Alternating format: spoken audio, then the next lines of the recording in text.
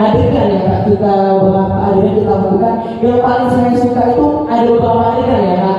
Yang pertama itu saat kita menghubungkan naskah ini dengan mapping, di mana kita mencoba seperti apa sih ketika kita menggabungkan ini dengan sebuah dokumen itu, mapping itu bisa menyatu dengan tubuh kita, enggak sekedar menempel. Sebagian banyak pertunjukan sekedar menempel, hanya menempel dan menjadi latar.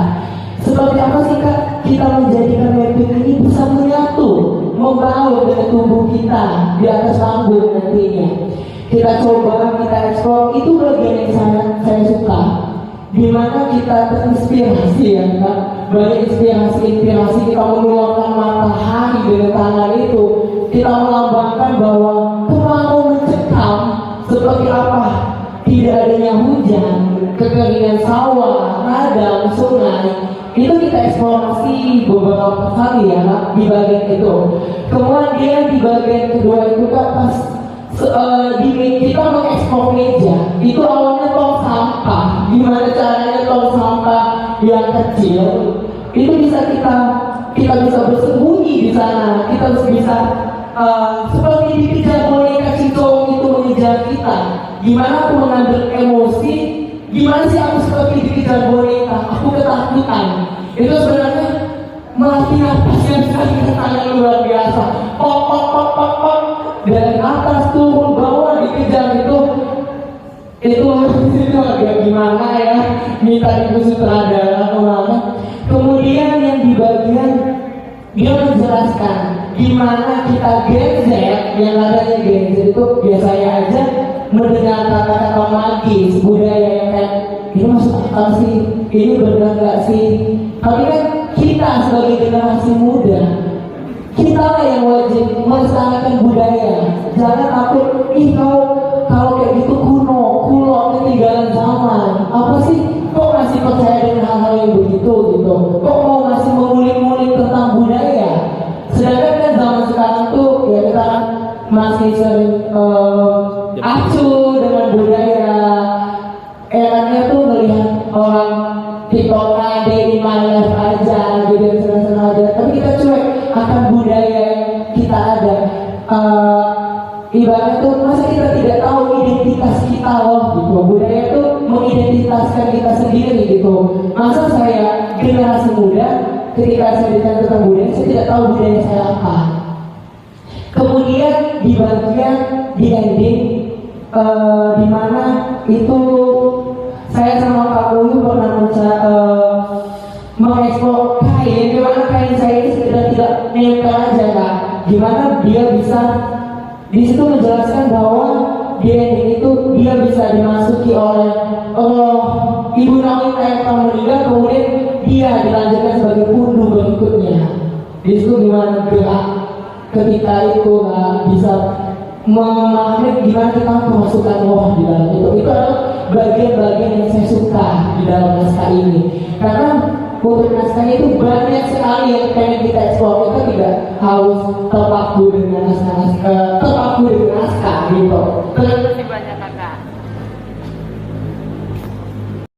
Vokal itu adalah hal yang sulit untuk dilatih, dan saya suka vokalnya, jadi itu aktornya lah. Udah, makasih. Ada aktornian lah ya. Kak Jerry, Bang Jerry, saya ingin bertanya, bagaimana dan nama saya Dian Olia dari SMA Negeri 6 Metro Selatan. Oh, SMA 6. Cakep. Bang Jerry, saya ingin bertanya, bagaimana cara Bang Jerry untuk mendapatkan momen-momen tertentu, best partnya seperti itu, metode apa aja sih yang dilakukan oleh Bang Jerry untuk mendapatkan momen yang sangat powerful seperti itu? Terima kasih. Dia lihat tidak cocok ulang itu tidak sekali kan, 10 kali ulang. Kemudian gimana caranya aku mengingat, memancing emosi aku biar aku bisa dapat feel yang aku dapatkan. Itu aku sering nonton Netflix, aku referensi saat itu film-film film Waktu Maghrib, film Wanita Tanah Jahanam, itu aku pancing gimana caranya aku masuk ke sana, serasa aku berada di sana. Kemudian aku tawarkan ke sutradara, gimana nggak kalau seperti ini? Nggak cocok, coba dicari lagi referensi. Itu kita lakukan tawaran-tawaran itu sampai sutradara puas. Dan aku memancing emosi kamu tadi itu dengan menonton film, referensi film. Itu metode yang aku lakukan. Aku nonton film seperti di Waktu Maghrib, itu ada di anak-anak dikejar. Aku bayangin, gimana nih kalau aku seperti dikejar, posisi aku seperti dia. Gimana aku dikejar saat itu? Aku posisiin tubuh aku dikejar itu seperti itu. Kemudian itu sih banyak aku referensi aku nonton film. Aku tawarkan ke sutradara cocok atau tidak, ditawarkan terus. Akhirnya terpancinglah dapat emosi yang diinginkan oleh ibu sutradara film banyak agak. Oke, terima kasih. Ini yang sangat menarik adalah anak SMA masih bertahan. Ya. Saya suka nonton anak SMA perempuan belum pulang. Nah, kita tunggu kalau kalian di sini ya SMA 6 ya. Kami dari DKM bukan SMA 6 pentas.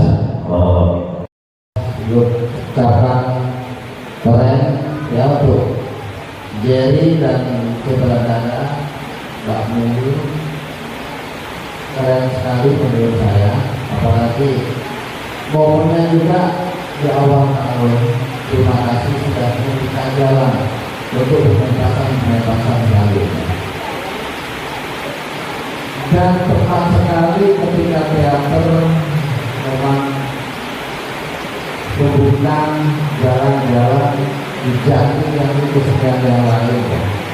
Karena kompleksitas teater itu membuka berbagai bentuk kecerdasan seni yang lain. Di tari juga masuk ke teater, maka tadi ada negara tari yang justru menurutku tadi ya, tari yang itulah kalau orang melihat ya, gerak tubuhnya yang justru ada apa yang kata Mbak Bella tadi sebagai realisme magis tadi ya. Di situ ada interaksi energi yang menurutku cukup kuat. Saya bukan dukun ya, tapi saya merasakan itu. Kalau saya lepas itu bisa trans ya kalau istilahnya. Kemudian lirik jadab kalau dalam istilah tasawuf itu. Tapi untuk masih disisakan ya. Kalau lepas sampai trans itu keren juga sebenarnya ya. Tapi itu membahayakan. Saya tadi itu ya, saya tadi berharap ya,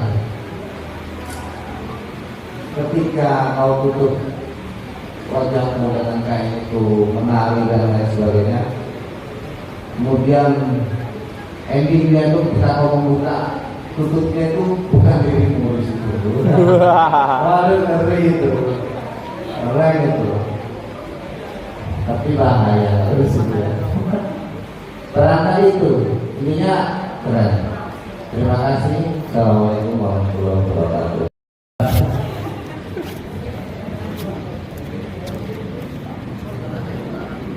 Oke. Ya, ini kami kabur. Alhamdulillah ada kami kabur. Ada semua.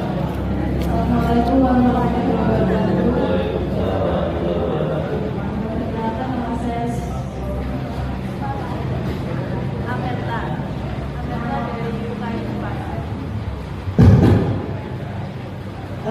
Saya apresiasi, saya ucapkan selamat kepada Kak Jerry dan Kak Muyu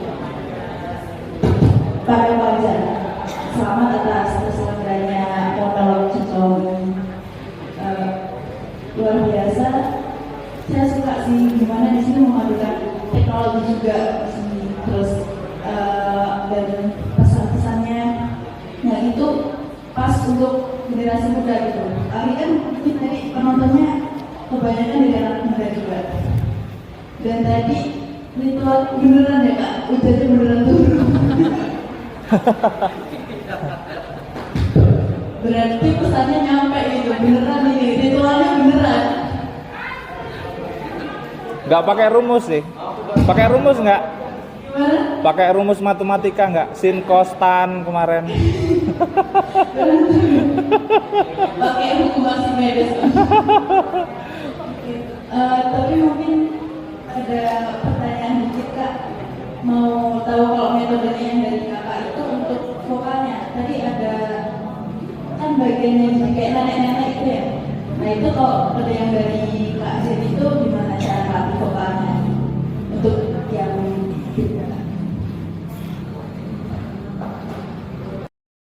peristiwa viral yang dilakukan oleh masyarakat Lombok ya, karena melakukan ritual menolak hujan, dan itu pada saat itu pro dan kontra seperti itu. Nah, yang saya ingin tanyakan tadi ketika saya melihat siapa namanya? Jerry. Ya Jerry ya, karena saya Minang juga. Ya, ketika saya melihat udah Jerry-nya itu tampil, pertama saya ini terus terang gitu ya, untuk vokalnya saat itu saya belum merasakan adanya daya tarik saya untuk melihat ya awalnya, tapi kemudian ketika saudara udah Jerry melakukan atraksi tubuh, saya sudah mulai merasa ada ketarikan. Nah, persoalannya adalah yang saya tahu bahwa cincong ini adalah ritual adat yang menggunakan boneka seperti itu ya. Nah, apa alasan ibu sutradara? Karena saya bayangkan ketika saudara Jerry melakukan atraksi tubuh di konflik di klimaksnya ya, yang menarik. Saya membayangkan itu ada properti boneka ataupun topeng yang dia tunjukkan sehingga itu menawarkan visual yang lebih menarik di atas panggung. Nah, jadi apa pertimbangan ibu sutradaranya untuk tidak menghadirkan yang namanya visual boneka adat? Itu lebih terlihat nyata daripada sekedar visual boneka yang ditampilkan di tembok itu. Itu bayangan saya sebagai penonton ya. Ketika tadi saya merasa menikmati sekali ya, karena saya lihat untuk aktornya ini, untuk tubuhnya sepertinya memang basicnya suka nari, dance itu bisa terlihat seperti itu. Tapi saya ingin menanyakan pertimbangan apa di dalam itu, kenapa tidak tervisualkan yang propertinya itu kurang ya. Nah, saya rasa ketika itu ada properti topeng atau boneka dimunculkan, itu akan menjadi eksplorasi aktor juga, dan tentunya adegan dan peristiwa itu bisa lebih mendukung permainan si aktor. Sekian, terima kasih. Wassalamualaikum warahmatullahi wabarakatuh. Saya ucapkan kepada Ibu Duma. ibunya Duma, baik, saya akan coba jawab gitu.